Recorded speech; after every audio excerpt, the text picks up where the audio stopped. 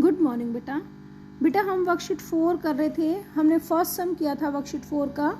अब हम सेकंड सम करेंगे बेटा, राइट ट्रू और फॉल्स फॉर द फॉलोइंग। देखो बेटा क्या दिया हुआ है, 7/8 इज इक्वल टू 35/40। ठीक है, और हमें बताना है इक्वल का साइन दिया हुआ है, यानी कि दीज फ्रैक्शंस आर इक्विलेंट।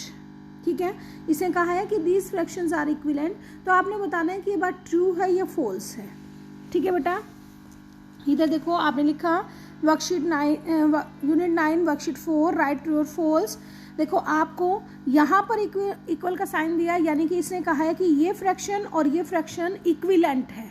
ठीक है, तो इक्विलेंट है, तो यहाँ पर देखो अब हम चेक करते हैं कि इक्विलेंट है या नहीं है। 35/40 इज इक्वल टू, कैसे चेक करते हैं आपको बताया था। 7 की टेबल में 35 देखो कहाँ पर आया, 5 पर आया।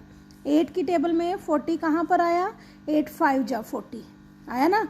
तो दोनों अगर ये दोनों सेम आ जाते हैं तो यानी these fractions are equivalent fractions. ये दोनों सेम आए तो यानी कि इसने कहा है कि इक्विलेंट फ्रैक्शन, तो ये बात हमारी क्या हो गई, ट्रू हो गई।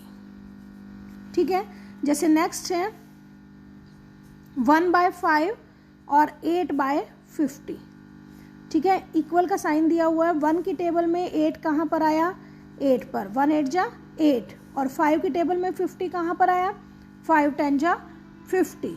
क्या ये दोनों सेम आए, नहीं आए, नहीं आए ना, और इसके कारण इक्विलेंट है, तो ये इक्विलेंट नहीं है, इसलिए यहाँ पर क्या लिख दोगे, फॉल्स।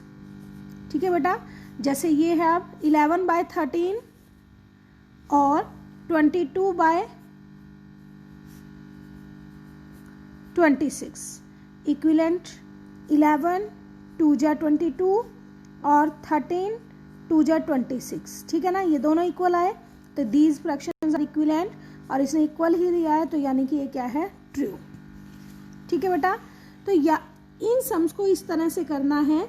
लेकिन आपको प्रॉब्लम आती है, मान लो दिया हुआ है, जैसे आपको डी पार्ट ही दे दिया, डी पार्ट दे दिया, जैसे 25/30 इज इक्वल टू 5/6। ठीक है, तो यहाँ पर 25/30 और 5/6, 5 की टेबल में 25 कहाँ पर आया, 5 पर, 5 5 जा 25 होता है, तो 25 को 5 से डिवाइड कर दो। अब 6 की टेबल में 30 कहाँ पर आता है, 5 पर आता है, 5 पर आता है ना, तो ये दोनों इक्वल आए हैं, तो आप इसे भी बोल दोगे ट्रू। क्लियर है बेटा। अब लास्ट सम, जैसे एफ पार्ट है आपका, एफ पार्ट में क्या है, 12/9 इज इक्वल टू 9/12। आप बताना है ट्रू या फॉल्स। देखो बेटा, अगर हम ऐसे चलते हैं, देखो 12 की टेबल में 9 नहीं आता, 9 की में 12 नहीं आता, नहीं आता ना, हमें पता ही नहीं है, और इधर भी नहीं पता है, नहीं पता है, तो हम क्या करते हैं, इसमें दूसरा मेथड यूज कर लेते हैं, 12/9 और 9/12।